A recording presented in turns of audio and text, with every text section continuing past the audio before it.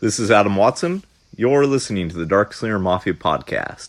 And tonight, once again, I have Sam Quinton on as my very special guest. Thanks for coming on, Sam. Hey, it's always a pleasure to be here, Adam.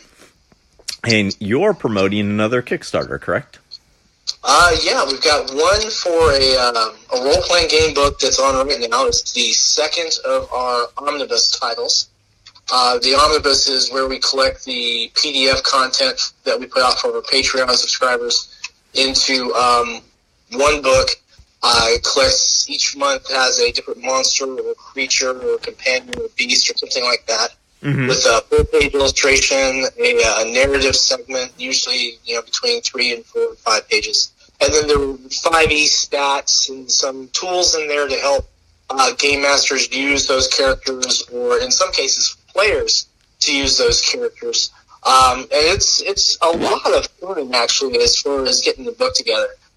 We've got that live on Kickstarter now, and we're actually only $140 away from funding, last I checked. Oh, that's awesome. And how many days are left on that?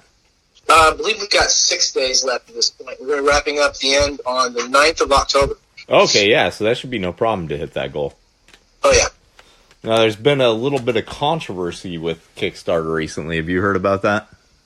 Well, yeah, and I have an interesting take on labor disputes. I won't bend your ear too bad on that. But what I did do was I reached out to through the Twitter page about the Kickstarter organizers, and they have repeatedly voiced that they want people to keep using the platform.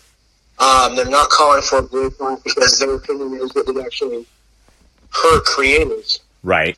And so what I did was, because I had several of our regular supporters who had contacted me and said that they wouldn't pledge through Kickstarter, so I also set up an Indiegogo campaign. Now, as of this time, that's only been running a couple of days. None of those folks have come over to it yet. Okay. So it may have been a waste of time, but I needed to get some traction on interacting on Indiegogo anyway, because we've got some other things coming out, a couple of which we are definitely going to be using Indiegogo for, particularly because they're comic book titles. Mm-hmm. For example, we're going to, as you know, we successfully funded and put out 47 Furious Tales issue 1. Right. And congratulations on that. Thank you. I'm very proud of that book. But we ran out of copies almost immedately. I think I've got maybe 70 copies left of the first press run. Oh, nice. And so we're going to be launching a Indiegogo campaign for a second press run. Okay. To give more people an opportunity to get that book in hand. Because that book is not something that's printed like, if you go down to your corner store and have it run off at an office supply store. It's printed on the highest grade stock we can get. Real heavy paper, so it soaks up the ink real well. The book's designed to last a really, really long time. It's really sturdy. And people seem to like the story so far. But we want to go ahead and get that out as we prepare to launch the Kickstarter campaign for issue 2. So we're going to get a little more time on Indiegogo, get the handle on that, because Indiegogo's been very good for comics lately, and we have a lot of other comic titles coming out. So it's going to be an interesting year in 2020. Oh yeah, definitely. Yeah. So do you actually know what the labor dispute is? I just saw that there was some Twitter madness going on because the employees wanted to unionize and Kickstarter didn't want them to. Something to that effect. Right, and that's as far down the rabbit hole as I have gone. Okay, so you didn't go any farther than me. Well, the reason being is I don't work at Kickstarter, and I don't work in union representation, and I've never worked in a law office that specialized in labor disputes. Uh-huh. My chief concern is operating Sinopa ethically. Right. And so we put a statement in the Kickstarter campaign, and I stand by it, that if they call for a boycott or a work stoppage, even a couple of hours before the campaign finishes, we'll close the Kickstarter campaign to support their efforts to unionize and just for everyone to take it to the Indiegogo page. Because the Indiegogo is set to finish a few hours after the Kickstarter campaign does. Okay. They coincide together. So in that sense, Indiegogo is also a good safety net for us. But we don't want to be the company that sits here and says that we're going to take and treat our freelancers the best we can and pay honest wages and listen to their input, and then do business in an environment where there's hostility between labor and management, especially when it's something that we use so heavily for funding needs. Right. I like Kickstarter, I do. But, Kickstarter, like any business, is made possible by the people who work there. Right. It's like I couldn't make the RPG books look anywhere near as nice as ours have been without the artists that I commissioned. So I treat it the same way. I figure if you're going to treat everyone involved as best you can, you need to stick by those moral guns, even if it bites you a little bit. Right. Yeah, so let's take it back to the campaign itself. Okay. So this is all previously released material that you're releasing as an omnibus collection, correct? Right, and the omnibus comes out basically twice a year. Every 6 months, we're putting it together. Okay. The second volume we're putting out. It also marks the end of the initial format because we're changing, starting this month in October, our 6-month cycle of releases. Instead of being different elements from different aspects of the game, companion, beast, NPC, character, strange, monster, what have you, each of the characters for the next 6 months are all going to be related in one particular story. So the read-through on it is going to read through more like a novella with your stats and your DM assistant information in there, like typical things we put in there are example narrative text, example dialogue, skill test results, examples, treasure tables, things like that. Things to make the game master's life easier. And then also, with some of these creatures that we've done, such as the incarnate cat, information about, interacting with it if you're a player and happen to have one as a pet or an ally. In these next 6 months, they're leading into Omnibus Volume 3. It's a story told from the bad guys version, from a pack of goblins. So we've got a lot of different goblin archetypes that we're putting in, as well as the narrative as they are assaulted by band adventurers. Okay. And what type of incentives are you offering this time around? For this particular one, we've got, of course, digital copies of the book, along with a print-on-demand code through DriveThruRPG, which is a really great way, particularly for people outside the United States, to get print copy of the book without having to pay exorbitant shipping costs. Because DriveThru happens to do business with several different printing facilities, all over the world. And so you can usually get your book printed and then shipped directly in a very short time. Whereas if we have them printed here and then signed and shipped, we run into that international mail problem where you're spending $20-something to ship something first class overseas. And so as a way to save money for the backers, it makes good sense. Right. And then we have a press run we're having done through our buddies at Mixum, who are the guys who did the printing for 47 Furious Tales. Shameless plug there for those guys. They printed our stuff for 47 in Illinois, and it was absolutely fantastic. So we're using them for the first RPG press run we've ever done, and that's for the Omnibus Volume 2. We're going to use the same heavy stock that you saw in 47, so it's a real heavy construction. It's going to be perfect bound, and we're going to be signing those and putting those out as one of the rewards. And then we've got also a catch-up tier, because we know that there's some people who don't, there are actually a lot of people who don't know who we are. So we took and built a tier that basically wrapped up the stuff we had released this year, 2019. Mm-hmm. So people can get a digital copy of 47 Furious Tales, issue 1, for example, and get a digital copy of, with that tier of Whispers of Persephone, which is our Little Bloody Book of Necromancy. They can get digital copies for the virtual tabletop for our regional map, the Game Master and player versions. And then also in the campaign itself, one of our rewards are these print-on-demand codes for mini posters redeemed through drive-thru. And instead of putting those in and waiting till the campaign finished, I built those into the campaign so that people could take advantage of them right off the bat. Even if they don't pledge to it, they can still go ahead and get those posters using those print-on-demand codes for just 50 cents a piece through drive-thru. And I thought it was a nice way to kind of make something available that was a benefit that we had from basically people supporting our Patreon page. And then I took a little bit of a cue from you and went and I designed some mugs. Those have actually been very popular. We got the proofs in, the prototypes rather, this week. And between the stuff I've shown on live streams online and then people at my office and people on Facebook, I had orders for 14 of those today already outside the Kickstarter. Yeah, I mean, it was kind of weird, but really kind of cool. Particularly the one with the art from Sandra Cole, which is the illustration of Titania, the Queen of Fairies. She did a magnificent job on that. It's actually the campaign title image for Volume 2 as well. And then also we made some really cool T-shirts from art for Sir Morgan, our Cursed Undead Knight, which was illustrated by Zach Viola.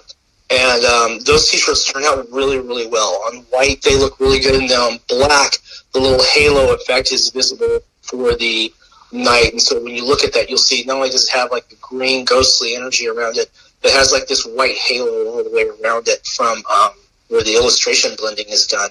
And it's just absolutely beautiful. Oh, that's awesome. So, speaking of your Patreon, how is it to run a Patreon and a Kickstarter and an Indiegogo as well? You're also you have this thrown up on Indiegogo as well. Yeah, and day job and single dad. Yeah. But you have 3 crowdfunding campaigns that are all live currently, correct? Yeah, my Patreon is almost entirely monthly subscription based, so that's kind of easy. I produce the content. Well, I produce content pretty regularly, I guess is a good way to put it. And so I have the advantage of being able to commission from a very talented pool of artists. And so we get those scheduled well in advance, make sure everything's calendared out nicely. And so art comes in pretty well. We did have an art snafu in September, where unfortunately we had to part ways with one artist. And we were able to get one of the other freelancers to come in and pick it up and do a completely different piece for it. When that piece was for a Hellhound that was originally going to be put in as a stretch goal for the campaign. So literally just a few days before the campaign launched, I was rewriting the stretch goals. So that's all the fun you can have. But the Patreon is interesting. I've been on Drip. You and I have both been invited on that. And I was looking forward to staying there, and then they yanked Drip out from underneath us. Right. And I don't think Drip ever lived up to its potential, unfortunately. It could have been so much more. Well, it had a horrible name to start with. Yeah. And, the thing is, too, is that the website address was very similar to this other business entity, which we won't discuss, that had nothing relating to do to crowdfunding. So, it was not good. But Patreon's been fairly good to me so far. We've got a small core group of patrons so far. Several people following the page for the public post. And then I've got some math worked out on this, because one of the things that I hope to do is grow that page, but it's more for the things I want to be able to accomplish with it. Because I realize that if we can get to, and this is a far-fetched goal, but hear me out, if we can get to $7,400, then we can actually start releasing comics monthly on the multiple different series we have lined up in development. Which I realize that's a big goal, but one of the things about it is that we would then be able to distribute that digitally to all of our subscribers as part of their monthly benefit. And I like that idea. I like the idea of giving a lot of value for folks. So I'm hoping that we can eventually get there maybe in 5 years or so. Yeah. What sort of incentives are you offering on there exactly? Well, on the Patreon, every paid subscriber gets the monthly PDF for the monthly release. Okay. They also get the PDF of the omnibus automatically, as well as print-on-demand codes for hardcover and softcover. And that's for every subscriber. Okay. And then they also get those behind-the-scenes posts, those Patreon-only posts where we talk about things that are in development. We get sneak peeks at art. We talk about formulating crowdfunding. We talk about some of the different things that go on tangentially related to developing comics and developing role-playing games and writing children's books. And, things about how you interact with your artist, how to professionally relay what you're trying to accomplish with them. Sometimes I get on my hard horse and talk about ethics, and it's a good reminder of myself to try and keep my my eyes on how I act, and how I do things. Because you have to live up to your own expectations before you can live up to anyone else's. Right. So I take that pretty seriously. We have usually a lot of fun with it. And it's a great platform to talk to the people who are really invested in seeing your material and seeing what you can come up with. So that's kind of cool. And then we have that's just at the $1 tier. And then at the $5 tier, we have these monthly cards that go along with the PDF release. And basically, it's the monthly art, and then on the back of it is a little a role-playing synopsis for use in your game. And the idea is that game masters, if someone says, well, what does this look like, they can hand the card over so that people can really appreciate the art of it. And there's nothing on the back that actually gives away the game mechanic stats. So that isn't something that the GM has to say, hey, just don't look on the back or anything like that. It's nice, easy, it's convenient. And it's a big enough size that people can actually really appreciate it. Okay. And then we just added 3 more tiers on October 1st. A $10 tier, which not only does it encompass all of the previous ones, but for that particular tier and up, those particular subscribers, when the omnibus is released, not only do they get the PDF and the print-on-demand codes, they get a signed softcover copy sent to them automatically. So they can actually just relax and wait for the stuff to come to them. And then a $25 tier, which is for our next playtest group. Those people who are on that, they get playtest credit for every book they playtest. And, of course, they also get the PDF and print-on-demand codes for those books as well. So, it is $25 your highest tier on there? Well, no, we have one, what people call a unicorn tier. Which no one's pledged to yet because it's only like 3 days old. And while it's a good deal, it is a lot of money. Basically, what we've done with that is we put up a one-time, once-a-month eligible tier at $300 for an art commission. And what it is I'll get one of the fantastic freelancers to illustrate to the same professional standards they've been doing.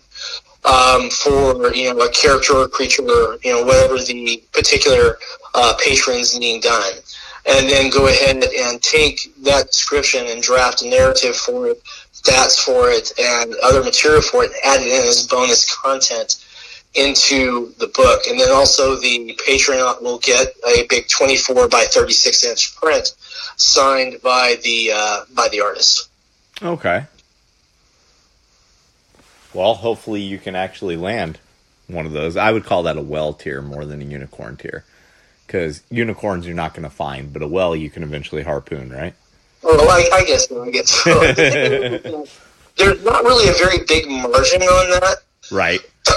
But I think it has the appeal, because if you have a big margin, you have those bigger price tags. And I think $300 is probably as tight as you can get and still make that happen if you're paying your artist at all equitably. Have you offered any original art in any of your tiers previous to this?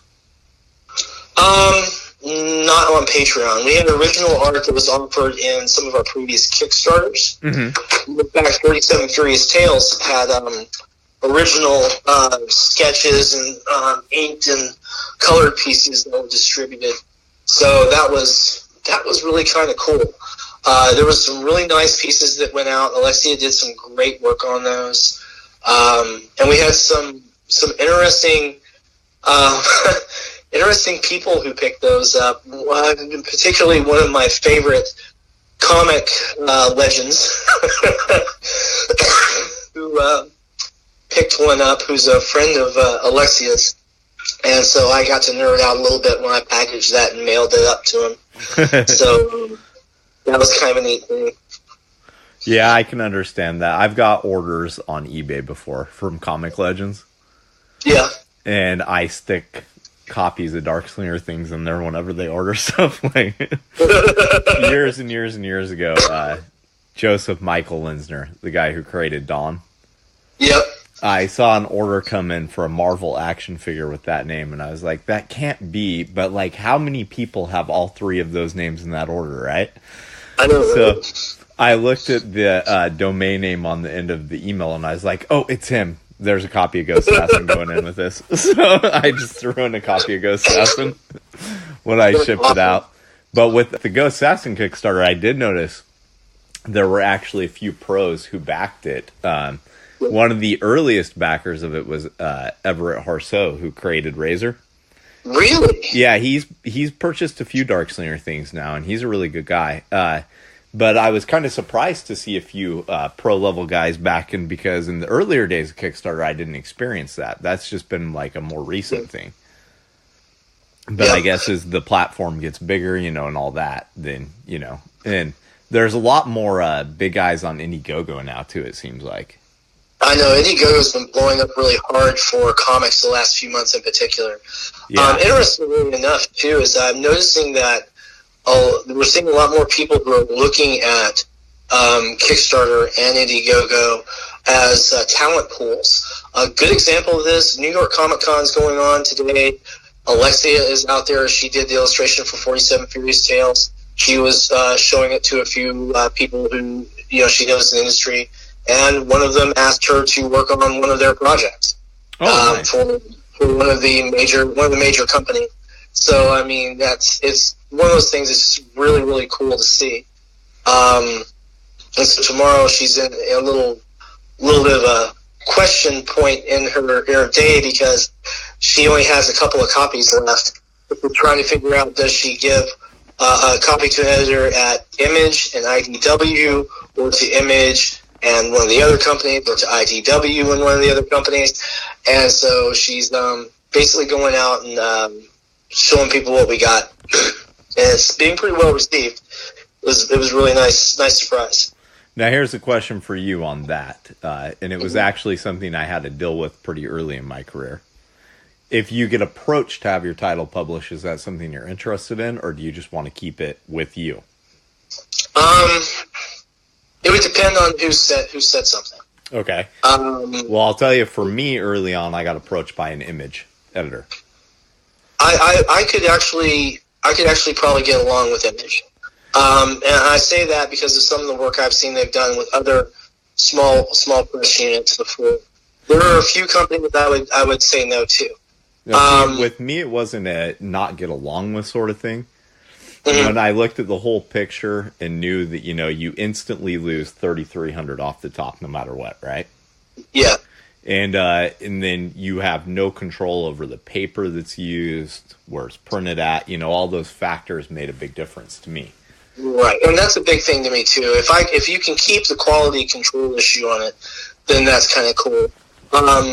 One thing that's kind of weird about it is that with 47, we've had this thing happen where people who have gotten the book have been kind of surprised that it's our first comic book release, but we were at a convention in June. I told you about that when I was out there. Mm-hmm. We had a gentleman he works for Disney. He does some work for Marvel and for Dark Horse. He does a couple of different titles. And one of the titles he works on, in fact, is Frozen. And he and I were talking. We basically traded books, and he got 47 in his hand, and I got a copy of the new Frozen book before it was out for Willow. Uh-huh. And he's flipping through it. He's like, dude, this is heavy. I'm like, yeah. We make it good, solid stuff. He's like, so what else have you done? I said, that's my first comic. He said, I get that. But what other comics have you worked on? I'm like, no, man, that's the first comic I've written. And, he was like, what? I'm like, yeah. He's like, and this is where you started with what you, yeah. So I put it on Kickstarter. And, Kickstarter and Indiegogo, it's about pulling in the money to make the best thing you can. And so we had the money, and the money made sense. We could have gotten, a couple hundred more copies if we had downgraded on the paper quality. But my position is that people trusted us with their money for the Kickstarter, for the crowdfunding. And so we got the best materials we could. With that whole soft touch satin finish. The book's gorgeous. Uh-huh. Was he surprised because of the quality of the work, or just because of the printing quality, though? I think he was surprised a little bit from both. The book itself paces pretty well, right. And I can attribute that to Alexia's professionally trained at the Cooper School, so that's a lot of help. Right. And so we have a lot going for us on that particular title, which is why Alexia is also acting as the art director and editor on some of the other titles we have in development. So we've got some work being done for scripting that's waiting to get handed off to Paul Walcott, who's another Cooper grad. We're going to be doing a title called Hands, which is a near future urban drama. We have a near future dystopian fantasy comic. I think you've seen the cover image of that, based on my fan fiction. And the artist on that's Lotus Blair, who's doing some absolutely amazing work. I'm waiting to finalize a contract on a title license that I should have finalized in the next couple of weeks, so I can't discuss the title yet and can't release that yet.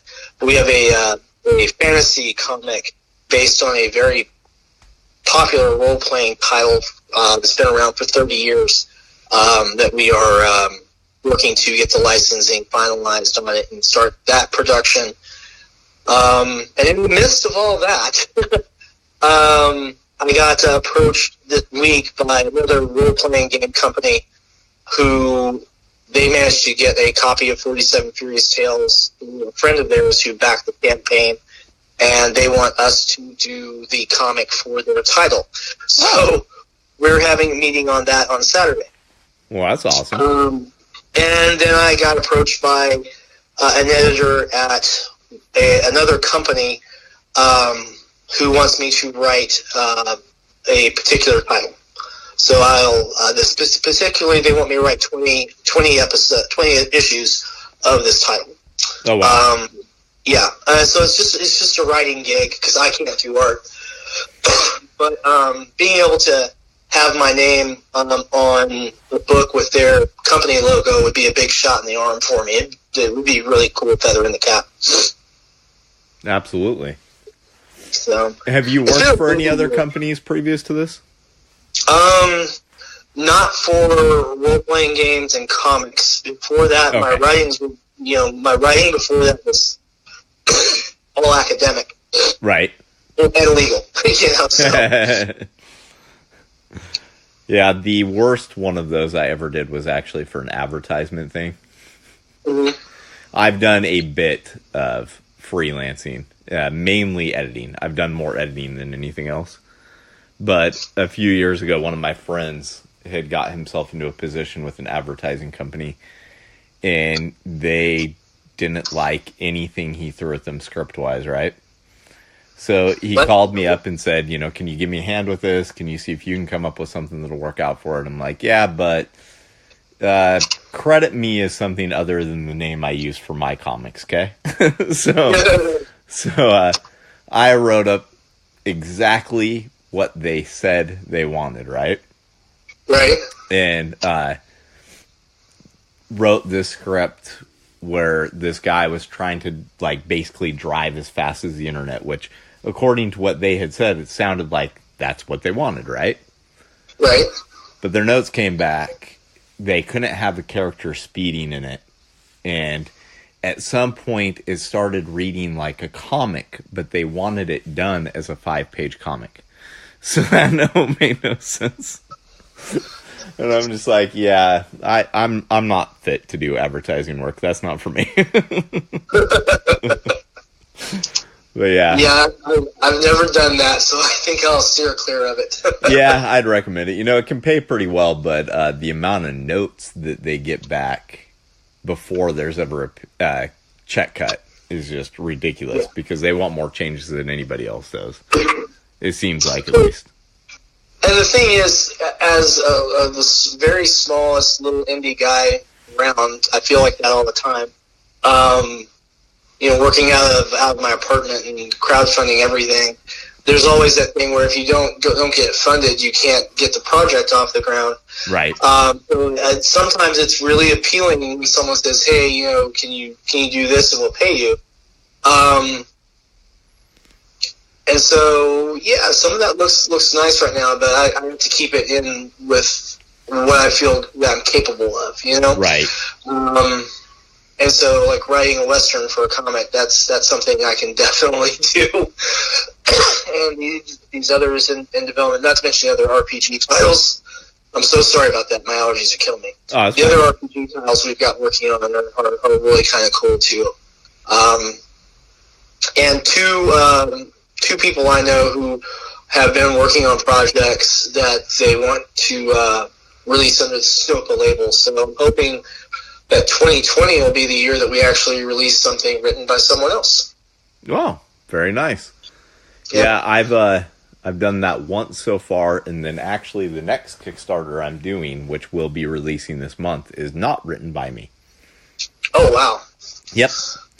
Yeah, now, I'll tell you one thing, though. I like your writing. I mean, I've made no bones about this. I love Ghost Assassin. Well, I think you'll like the writing on this one. It's Tony Morgan who's written it, who has done all the cover artwork on all the Chronicles of Von Helsing issues except for the mini. Oh, sweet. And he illustrated the first Chronicles Von Helsing issue. He knows the characters inside and out. You know, he's read all the scripts that I've written for it and all that. And he is a fantastic writer. If you ever get a chance to check out the self-published graphic novel he did a few years ago, called Chicken Leg Bone Boy, you should definitely check that out. It's available at some comic shops. I think you can get it online. I'll see if I can get you a copy. It's a fantastic story, and his artwork is so unique in this field. The only thing people ever seem to compare it to is when they come up to me at shows, they say, "Hey, do you know who Madcap is?" I think it's Madcap, at least. He used to do a lot of metal covers back in like the 80s. And at first I did not know who that was. And I was like, no. And then they're like, oh, you know, this image of Megadeth, this image of Metallica, whatever, right? I'm like, well, yeah, I know those images.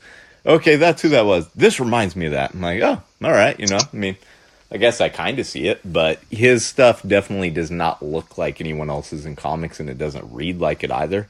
And I think that's a good thing. He's got a very unique voice, and I totally trust the writing he's going to do in this one. So, yeah, I'll tell you, the thing about indie titles, and I think a lot of people are noticing this, is you're not getting the same regurgitated storylines with different cities. And part of that, I think, is because the larger companies, they have a comfort zone where they know what their market is responding to. Mm-hmm. And sometimes they step out and they take some chances with characters, and they inevitably get either a real high mark on it or they get the horrific blowback. Whereas when you're an indie guy and people may not at first expect a lot from you, when you put out the best work you can and people are pleasantly surprised for it, it really gives you the opportunity to tell the story that you want to tell. And distribution and, you know, everyone else's senses of propriety or their particular aesthetic choices goes kind of to the wayside for you when you have the freedom to tell your own story and do it like you want. We had a discussion, and by me, I mean me and the artists who are working on these coming comics, where we basically said, hey, look, guys, because you've probably noticed Alexia was not just a cover artist, she was an interior artist. Correct. And that's one of the things that always irritates me is when you look at stuff and you've got a really fantastic cover, but the cover artist isn't working on the interior too, so the art doesn't go together. That's something I'm guilty of. I use cover artists for some titles, and that's one of the things that just, I don't know what it is, but something about it just always kind of wiggles on me. So I told him, I said, just treat every page like it's a cover. Right. You know? And is it going to cost you more? Yeah. But that's why we crowdfund stuff, so that we can make the absolute best we can.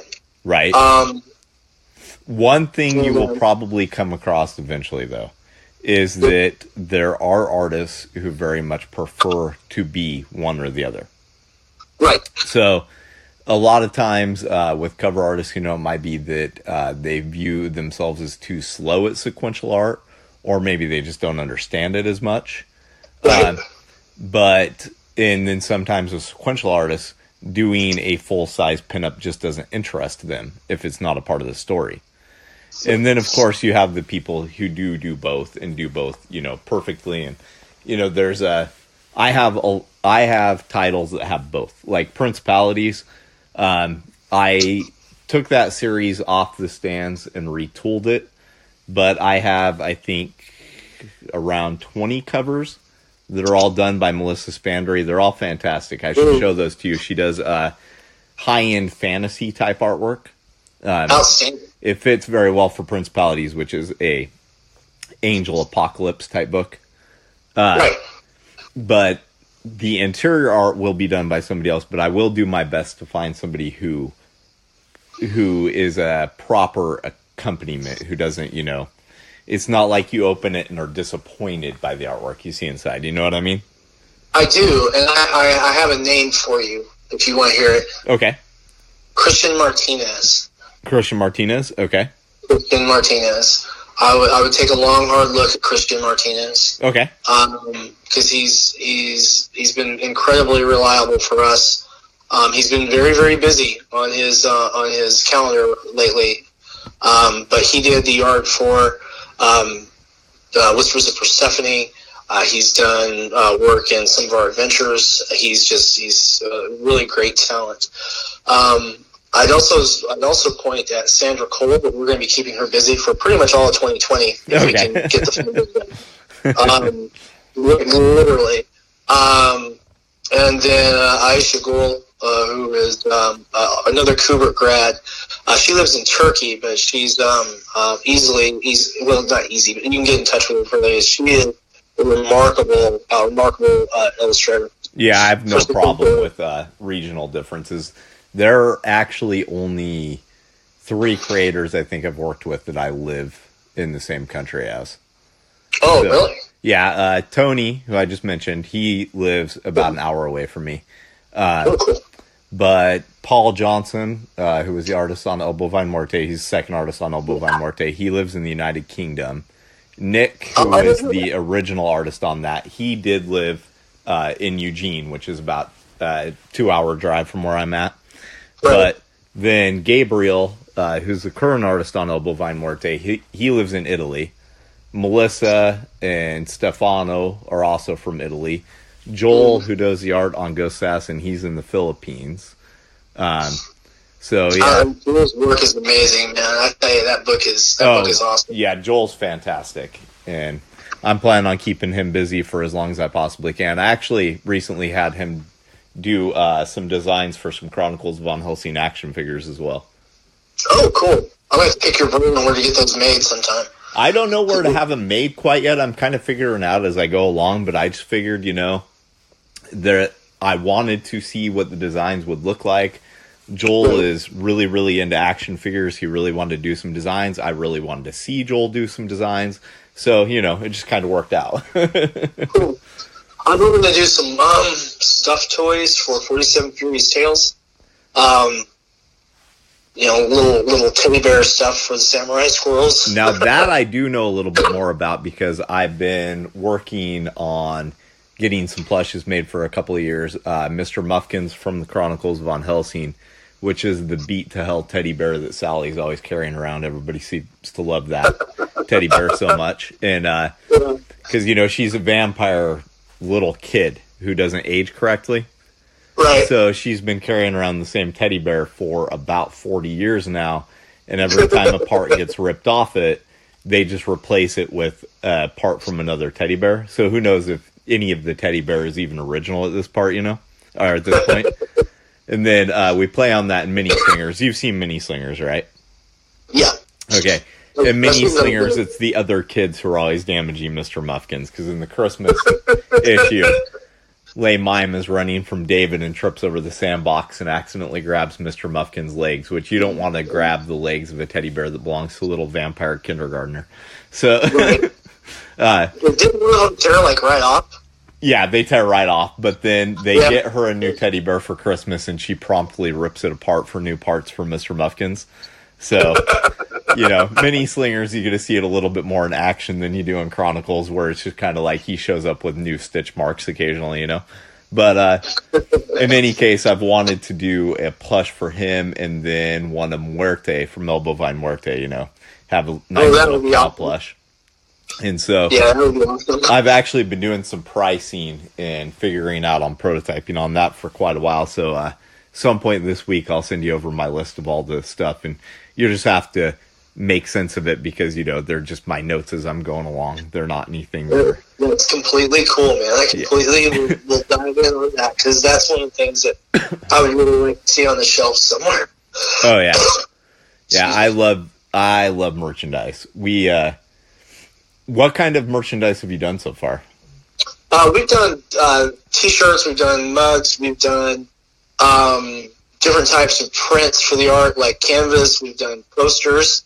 Okay. The actual postcard size prints have been really good for our RPG crowd, because they're small enough that you can literally just stick them in your bag without having to worry too much about it, or put them in a book or even in a little box.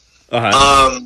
And they're large enough that you can hand them out. People aren't having to strain their eyes with it. You get a real good saturation of color. Okay. But that's like anything else. You pay for the stock that you're on. And we use a really heavy stock with a fine finish, a soft touch premium finish. So it's a really, really heavy stock, 15 point or so if I had to guess. Which is, as you can imagine, is really, really thick for postcard size. Right. And they hold up well. The people that we've talked to who've been getting these, they really love them in their game, because they can literally just stand them up and say, this is what you've got, and if people want to look at it, they can hold on to it, and they stand up to wear pretty well. Some of the things we've done, let me think. We've done shirts, phone cases, and then wallets, like the big iPhone wallets. Uh-huh. Oddly enough, we've got Redbubble and Society 6 pages up too. We have a couple of tables, and then a couple of those sites are doing things like shower curtains, a bunch of interesting little odds and ends that you can add a little dash of flavor. But one of the things I like best so far is we've got one of the sites that will actually take and produce the art on bedding. And so there's a really, really freaking cool queen-size comforter that has an image of Titania, the Queen of Fairy, all across it, uh-huh. with matching pillows, and it's absolutely gorgeous. In fact, I'm going to get one set of it for Willow when I buy her a new bed. Oh, awesome. Yeah. So I think the best thing we've done thus far that has been both merchandising and a promo item is we have paper designer dolls of all of our characters. Oh, wow, that's a good idea. Yeah, they kind of look like, in a way, like paper versions of Funko Pops that you put together yourself. Right. But I give them away online. They don't get a whole lot of attention online, but when I do cons with these, I will give away pretty much every single one I make and actually make sales off them. So I think the last time I did ECC, I printed up 2,000 of these. Right. And they cost me 10 cents a piece because the quantity I was doing them at, the size I was doing them at, all that kind of stuff. Right. And I actually got back an ROI of about $310 from those that I gave away. Oh, nice. Yeah, and nice. I gave them all away. And it's just awesome to be able to have a little 3D version of your characters, you know? Oh, no doubt. That's a really great idea, man. Yeah, it was one of the smartest things that I think I ever did. I actually thought of the idea while going through a business magazine because they were talking about some company you wouldn't expect to do paper dolls. Their figures were giving them away of their executives out on the street, yada, yada. I was like, it'd be a lot better of an idea if they were comic characters than executives, so. Yeah, I mean, that would be really cool to do with some of the characters we've got coming out, definitely. Yeah, I'll send you the template that I use if you want. Yeah, please. I'd love to have that. That would be awesome. And for everyone who's listening to this is kind of how information spreads about in the indie community. Because when I started, I didn't know anything. Was getting formatting done was a task. But, learning how to do crowdfunding, I got a lot of information from Adam. Adam had some things he was looking for. I was able to find some things he was looking for and get those to him. Exchanging information on this. So there's a thing, and I was at this con I was at in Jersey, my first convention as a vendor anywhere. And I had this guy, he's a blogger up in Pennsylvania who was there, a real nice guy. And he asked me this weird question about what I thought about competition in indie comics. And I said, I don't really think that's so much a thing. I think what you get is some people who think that they're competing against each other, and I think in the long run they shoot themselves in the foot because they kind of close off those relationships where they could, be harvesting interesting information. Yeah. And I try to do the opposite. I try to take, just like you were able to help me out, I try to help other folks. I've consulted on 4 Kickstarters in the last 8 months. 3 of them have funded, which I think is pretty good. And the one that didn't fund relaunched yesterday, and they're 85% their goal right now. Oh, awesome. Yeah, so did a few changes on that, and I expect him to fund probably by Wednesday next week. So, not a perfect record, but, it's nice to be able to help people achieve their goals. Oh, yeah, absolutely. Now, on the flip side of that, you get people who want to ask you stuff and ask you stuff and ask you stuff and then just kind of blow it off and they go do their own thing. Yeah. And then, why didn't you tell me that? I'm like, well, if you look at the email I sent you, I did. So yeah, we call these people time wasters. Yeah. You get them at cons all the time. You'll start to recognize the same people year after year after year who come up and ask you the same set of 5 questions. Yep. And once in a while, they'll surprise you. There was one guy who asked me the same set of questions 4 years in a row. And then on the 5th year, he had his own table there. Cool. But there's another guy, on the other hand, who's been asking me the same set of questions at 2 different shows for about 8 years now, and he continues to do nothing with it. So, you can't judge which is going to be which, but at the same time, it kind of seems like when they keep asking you the same set of questions again and again, either they just got a really lousy memory or they're not actually using the info, Yeah, you've got to do the work. That's the other thing, too, that we run into is that folks, I guess they think that, well, we draw comics and we just put them on paper, we get someone to print them, and then the money just falls from the sky. Right. And that's just not the reality of it. No, not at all. Comics are a very tight market. I mean, I'll be the first one to tell you that we haven't profited on 47 Furious Tales yet, and that was expected. I mean, the key thing was getting the book made to the highest quality we could, and learning what we could to make a better book the next time. Right. Because, I mean, it's a title I own, and I'm developing, and it's one of those things that's going to be in our catalog for years to come.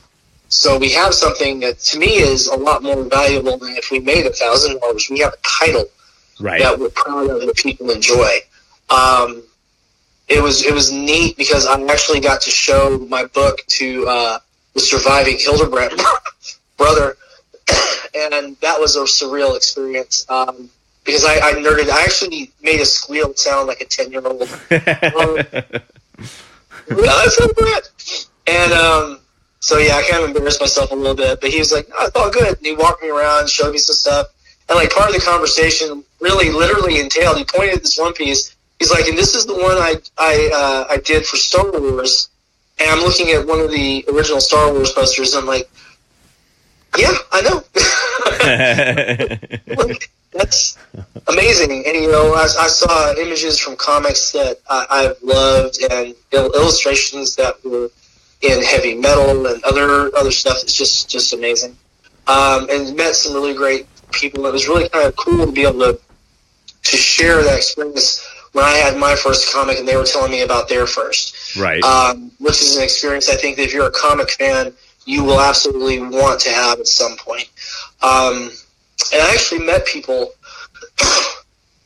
at that con in Sense who had their first title, and they're like, "What do you think?" And I'm like, "You know, this is really good. You know, I really like this. I mean, this is pretty nice." And some of it is like, you know, this is really well done. I'm not so keen on the story personally, but I love how you put this book together. And I love that you were able to bring your vision to it. Because it's I think a waste of everyone's time if you just piss on someone's dreams. Right. Because you can't please everyone, but you can. When someone puts that much effort into their title, you're going to find stuff that is really a piece of them that's very special. It's very important, and I think that's the thing that we should all look for in other creative works. Sorry about that. Oh, it's okay. That's quite fine. Or that's quite all right. And yeah, I totally agree with you. That sounds like it's probably a pretty good place to end this, though, because we're about out of time now. Yeah, we really do eat the clock up, don't we? Yep. So, where can people find you? We are on Twitter, on Sinopa Publishing, on Facebook, on Sinopa Publishing, and on Instagram, on Sinopa Publishing, and on MeWe, on Sinopa Publishing. We are on Indiegogo and on Kickstarter, also on Sinopa Publishing. And Kickstarter, my personal Kickstarter account, under William Quinton, which is the first account I started. Key little note on this, guys. If you're building a company, start your company account and use that, because you're going to want to build something up that you can hand down to your kids one day. And that's something I didn't realize for about a year. And so I'm kind of building the company reputation as I go from scratch. You know, so it's repeating work that I wouldn't have had to done if I had done it smart first time. Yeah, that's pretty common, though. I mean, we all learn as we go, so. Oh, yeah, definitely. And your Patreon. Don't forget your Patreon. Oh, I did forget my Patreon. Thank you. And Patreon publishing. And really, really cool thing to remember that even at $1, not only do you get the monthly PDF, you get those print-on-demand codes from the Omnibus. You get access to the behind-the-scenes stuff. And if you have questions, you can always post them there, and I'll get back to you just literally as soon as possible. And we talk about a lot of things, both from what's coming, creative process. It's not really a coaching page, but you know, if you have questions like, you know, hey, I'm doing my own thing, what do you think about this? I'll be more than happy to add my 2 cents. And I've met the acquaintance of several very talented people, such as Adam here, who he'll tell you I'm real good about pointing people to him when they're looking at stuff if I don't know the answer. So he's been a great mentor, great friend. He's been a really all-around good guy. So keep tuning into the podcast because it's got a lot of value. Well, thank you very much. And we will be back next week. I know that this podcast has been on a long hiatus currently, but tonight is the end of that because my roof is finally 100% complete, and that's fantastic because the stupid rain is back in Oregon. So, and that's why we've been on hiatus, by the way, since I didn't say that prior to going on hiatus. But this is Adam Watson. Thank you for being on tonight, Sam. My pleasure, sir. And thank you for listening.